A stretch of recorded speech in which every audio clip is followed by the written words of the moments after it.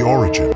Hospitals are built on secrets, hidden rooms, forgotten wings, stories no one wants to remember. And in this hospital, the secret was never just the fire.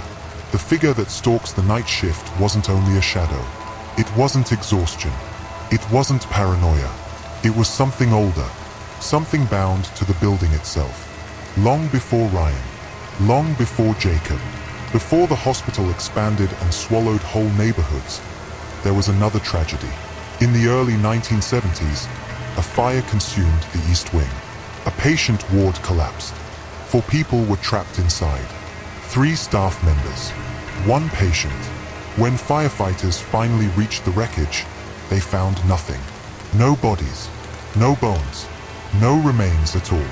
Just ash. But the survivors, they whispered. Not about flames, not about smoke, about what they saw moving through it. A tall shape, featureless, faceless, not guiding people out, but dragging them deeper inside. The hospital was rebuilt. New walls, fresh paint, a promise of safety. But the East Wing never felt the same. Doors jammed without cause. Lights flickered endlessly. The temperature dropped in empty rooms. And every so often, someone vanished. Always during the night shift. The nurses pieced it together. The pattern, the rule of 3s, the hours between midnight and 4.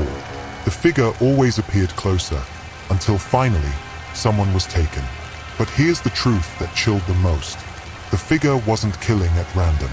It was repeating the night of the fire, reenacting the loss, claiming the living, one by one, to fill the emptiness it had been left with. And those who disappeared, they didn't just vanish. They were added, pulled into the shadow itself. Have you ever walked a hospital hallway at night? The kind where your footsteps echo, too loud for comfort?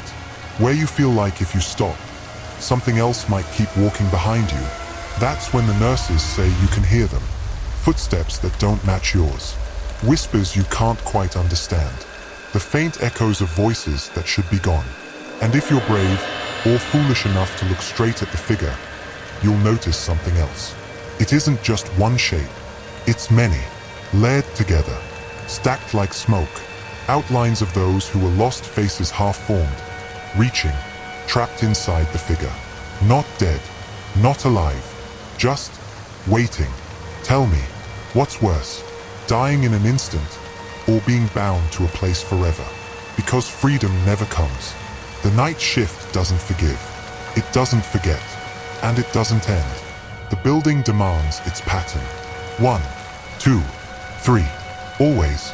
And with every new disappearance, the figure grows heavier, taller, closer. The hospital doesn't talk about it. The supervisors, they won't admit it. Insurance papers don't list faceless shadows under causes of death. But the nurses, they know. They always know. They keep their eyes on the clock. They count the nights. They whisper the pattern under their breath like a prayer. Because they know what comes next. Another new hire is on the way. Another guard. Another name. Another soul for the night shift to claim. But lately, something has changed. The figure used to follow the rules. First night at a distance. Second night, closer. Third night, gone. But what if it's tired of the rules? What if it wants more? What if it isn't waiting for the third night anymore? Some staff swear they've seen it standing in the cafeteria at noon. Others say they heard dragging footsteps in the parking lot long after sunrise. And one nurse, shaking, pale as a sheet, swore that when she looked into the reflection of a vending machine, it wasn't just her face staring back. It was dozens, dozens of faces, all whispering the same word. Stay. So I'll ask you this. Would you take the night shift if you knew what waited in those halls? Could you ignore the flicker of the lights? The sound of breathing just behind your shoulder? The echo of footsteps that never match your own?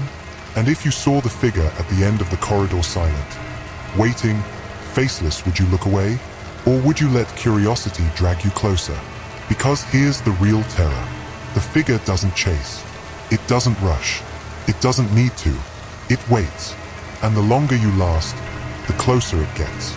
Step by step, shift by shift, breath by breath, until it's no longer just at the end of the hallway, until it's standing in the doorway, until it's at your side. And when it finally reaches you, you won't scream, you won't run, you'll join it. The nurses still count, the halls still echo, the figure still waits, because the night shift never ends. And maybe this time, it won't stop at 3. Would you survive the night shift? Tell me in the comments below. And if you want more faceless horror like this, don't forget to hit like, share and subscribe. Because some stories never clock out.